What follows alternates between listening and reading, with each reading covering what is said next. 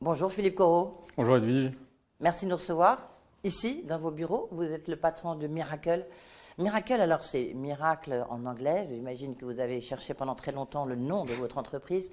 Vous êtes une des licornes. Je sais que vous n'aimez pas le nom de licorne parce que vous dites que c'est un animal qui n'existe pas, c'est une chimère. Or, trop souvent, on pense que justement la tech, c'est un peu une chimère. On va mettre les pieds dans le commerce. Vous aimez beaucoup ça. Vous êtes né là-dedans. On reverra tout ça. Patron de Miracle. Miracle, c'est un des leaders des places de marché. Exactement. En fait, Miracle est le leader mondial des solutions logicielles de marketplace. Donc, c'est un métier que nous avons inventé.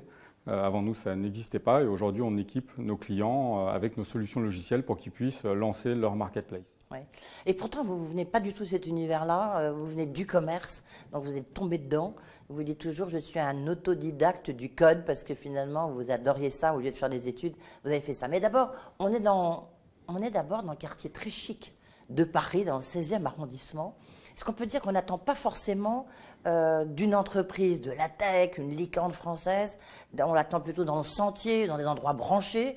Et là, on est vraiment au cœur du 16e arrondissement de Paris. Pourquoi ce choix? C'est pas très tech?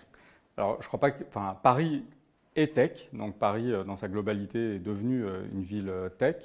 Nous, on a choisi cet endroit parce que c'était, au moment où on cherchait, le seul qui était disponible rapidement de cette surface-là. Et on voulait être dans Paris parce que c'était important pour nos collaborateurs que les locaux de Miracle soient situés dans Paris. Oui.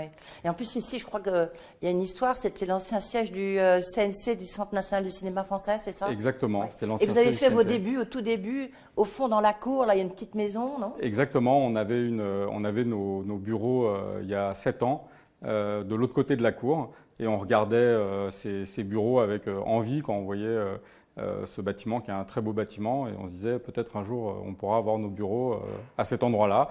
Et l'endroit était disponible à la location lorsqu'on cherchait nos nouveaux locaux. Et maintenant, Miracle, quoi, c'est 800 salariés, mais tout le monde n'est pas ici, hein, évidemment. Non, c'est 800 salariés dans le monde. Donc on a 800 collaborateurs qui sont répartis dans 14 pays. Et on a l'ensemble des équipes techniques qui sont basées à Paris et à Bordeaux. Donc 100% de la tech sont basées à Paris et à Bordeaux. C'est 250 personnes et environ 200 personnes basées à Paris dans cet immeuble. Et une technologie, vous dites 100% française, vous n'avez pas de drapeau français ici, mais en tous les cas, vous l'érigez souvent. J'ai l'impression, quand je suis rentrée ici, d'être un peu rentrée dans la chambre de vos enfants, parce qu'il n'y a que des jeux, des héros des jeux vidéo, et vous êtes un adepte des jeux vidéo. Expliquez-nous un peu pourquoi, Goldorak, pourquoi c'est votre... Alors, d'abord, tout ce que vous voyez derrière sont des cadeaux qui m'ont été faits par mes collaborateurs ou par mes enfants, pour certains, qui ont été fabriqués par mes enfants. Donc, c'est des objets qui sont importants pour moi. Après, on dit la différence entre un adulte et un enfant, c'est la taille de ses jouets. Donc, on est tous un peu des enfants. Moi, c'est vrai que l'univers du jeu vidéo, c'est un univers que j'aime bien, dans lequel j'ai travaillé. Et je me retrouve aussi là, avec cette Vous pouvez nous décrire un peu là, tout ce qu'on voit derrière vous? Alors oui, il y a un Il y a petit peu... le coq de la French Tech, hein, je reconnais. Voilà, il y a le coq de la French Tech, tout à fait, parce qu'on n'a pas le drapeau français là, mais il y a le coq de la French Tech. Après, vous voyez, il y a un petit peu de tout, hein, je vous le disais, il y a des objets qui m'ont été offerts par des collaborateurs, des sculptures qui ont été faites par mes enfants, un Rubik's Cube. En bon geek, j'ai mon Rubik's Cube. Ce qu'on appelle une tombstone, c'est Ça, c'est pour saluer la levée de fonds que vous avez fait. Exactement. Alors, c'est celle de 2020, celle-là. Donc, c'est qui nous a apporté ce statut, entre guillemets, de licorne. Donc, elle a une symbolique forte. Une symbolique particulière pour Miracle.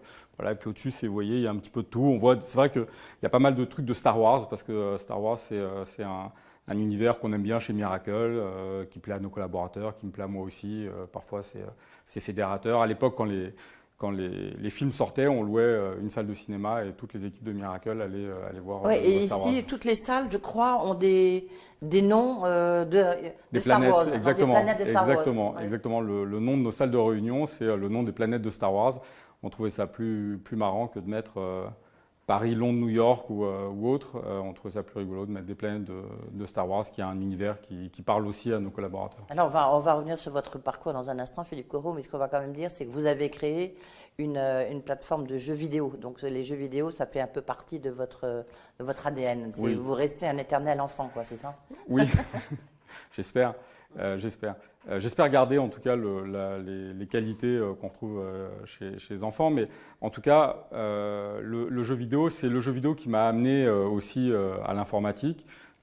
J'ai démarré en jouant avec des ordinateurs quand j'avais 4-5 ans, puis j'ai commencé à coder, donc c'est vraiment le jeu qui m'a amené à cet univers de l'informatique et qui m'a donc amené aujourd'hui à Miracle.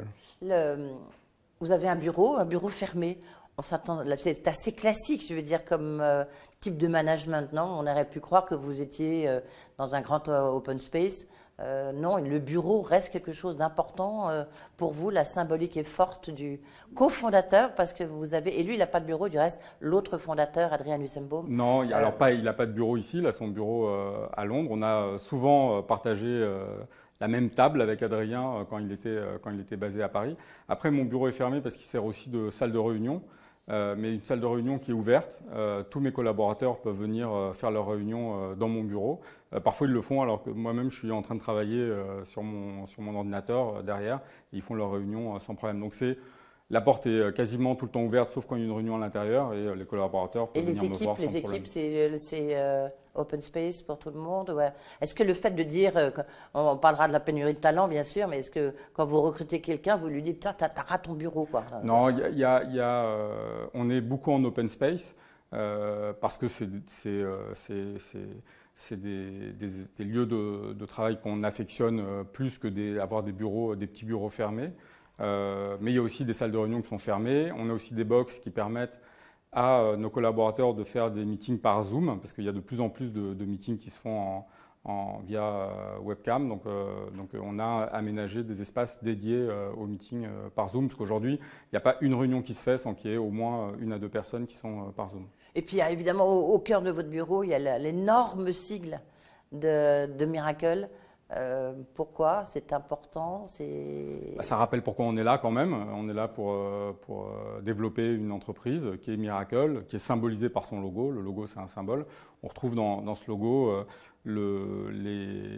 avec ces trois angles, ce pour quoi on travaille, c'est-à-dire pour les opérateurs de marketplace, pour les clients des opérateurs de marketplace et pour les vendeurs qui viennent vendre sur ces marketplaces. Ouais.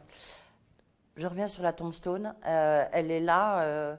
C'est pour vous un symbole très fort, vous le disiez, parce que ça a été le début de la reconnaissance de Miracle. Oui, on fait un métier qui ne parle pas à tout le monde comme ça directement. Donc cette levée de fonds et ce statut de licorne a apporté un éclairage assez fort à Miracle et ça nous a permis aussi de montrer l'avancée de notre technologie, la qualité de notre code, de nos collaborateurs et du produit qu'on apporte à nos clients et des services qu'on apporte à nos clients. Et je reviens aussi sur le coq gaulois. Orange, il y a du bleu quand c'est l'industrie, orange lorsque c'est la tech. Oui, alors c'est le coq effectivement de la French Tech. La French Tech a su créer un environnement favorable au développement d'entreprises comme la nôtre. Donc on est fiers de ça et j'ai sur mon bureau ce coq. Ouais. Le Petit Prince, il y a même, dans votre bureau, on ne peut pas le voir là, mais il y a même une citation d'Antoine de Saint-Exupéry. C'est lui c'est votre modèle de management? Alors, je ne peux pas dire que ce soit un... C'est la perfection est atteinte, allez-y, hein, dites-le. La perfection est atteinte, non pas lorsqu'il n'y a plus rien à ajouter, mais quand il n'y a plus rien à enlever. Donc ça, c'est une phrase de Saint-Exupéry qui ne vient pas du Petit Prince d'ailleurs. Mais c'est effectivement un driver sur la qualité et la recherche de perfection qu'on va retrouver dans notre code et dans nos produits. C'est important d'avoir des produits qui soient simples, faciles à utiliser. C'est de la technologie, donc nous on absorbe la complexité pour que ce soit simple pour nos clients et pour les clients de nos clients. Donc ça c'est important. Et effectivement après... Le Petit Prince, c'est un conte philosophique que j'aime bien, que je lis régulièrement, que je conseille à mes enfants de lire. C'est riche d'enseignements, on y rencontre différents personnages qui sont des personnages qu'on peut aussi rencontrer dans sa vie personnelle ou aussi dans sa vie professionnelle. Et c'est important de voir leur pattern de fonctionnement, comme on dit. Voilà. Donc c'est intéressant, je conseille. Vous conseillez, vous lisez ça. Vous êtes dans votre bureau, vous êtes toujours habillé en noir, Philippe Corot. Alors on dit beaucoup, mais il se prend, enfin vous ne prenez pas, j'en sais rien, ma photo, votre idole, c'est Steve Jobs, c'est vrai? Ah non, pas du Non, tout. pas Alors du tout. j'ai pas enfin, non, le noir, en fait, ça me fait une question de moi à me poser le matin. C'est vrai que voilà, oui, je comprends assez bien. Je vois assez bien ce que vous voulez dire. Voilà, donc je me pose une question de moi que tout le monde le matin en me levant. Je sais comment je veux m'habiller. C'est plus facile. Je gagne du temps. La personne qui vous a guidé on va parler de vous dans un instant plus précisément sur votre parcours et sur Miracle. La personne qui vous a un peu inspiré, vous dites c'est Bill Gates pour le coup, ça c'est vrai. Oui, ça c'est vrai. Qu'est-ce qui vous a séduit, enfin, plu lorsque vous étiez jeune? Parce que paraît-il que même une fois il venait faire un grand show à Paris, enfin j'ai lu ça, vous allez nous confirmer, vous avez dit je dirige une grande entreprise de milliers de personnes, ne serait-ce que pour aller l'entendre. Oui, effectivement, c'est quand en plus on vous a cru, vous n'étiez pas très vieux. Mais enfin, non, j'avais 18 ans de mémoire quand ils ont lancé, 19 ans quand ils ont lancé Windows 95 à Paris, et Bill Gates était venu au Palais des Congrès pour faire le show et je voulais absolument le voir, donc j'avais appelé Microsoft et dit que j'avais une entreprise de plus de 10 000 collaborateurs et que c'était important pour nous de nous équiper avec Windows 95 pour être invités. Et ils m'ont cru, ouais. Donc j'y suis allé et j'ai toujours été fasciné par Bill Gates. C'est un visionnaire, c'est ça le plus important, c'est quelqu'un qui a une vision claire de la technologie, de ce qu'on peut faire avec, et il utilise la technologie pour améliorer le quotidien, on le voit avec sa fondation, et c'est quelque chose que j'admire beaucoup. Et juste, ça fera la dernière question sur votre bureau. Je voudrais revenir un instant sur les jeux vidéo parce que vous avez créé, on le verra, une entreprise de jeux vidéo. Vous jouez à quoi? Quel est votre jeu préféré? J'aime bien Tetris, j'aime bien Mario Kart. Très classique aussi, finalement. Très classique, ouais. J'aime bien Assassin's Creed, qui est un jeu auquel je joue avec mes enfants quand il sort, on aime bien. Et vous n'avez jamais été tenté, parce que les jeux vidéo aujourd'hui, ça cartonne, de recréer une entreprise dans les jeux vidéo? Non, je m'intéresse, enfin ce qui m'intéressait, c'était de recréer une entreprise dans l'univers des plateformes, parce que c'est ça qui allait changer des marketplaces, c'est ça qui allait changer le monde et la manière dont on allait faire du commerce et changer toutes les industries, révolutionner les industries, et c'est ça qu'on voulait faire à Quadrille. Et c'est ça en tous les cas que vous avez créé avec Miracle, mais on va voir qu'avant, vous êtes un peu un serial entrepreneur, même si aujourd'hui on est là pour Miracle. À tout de suite.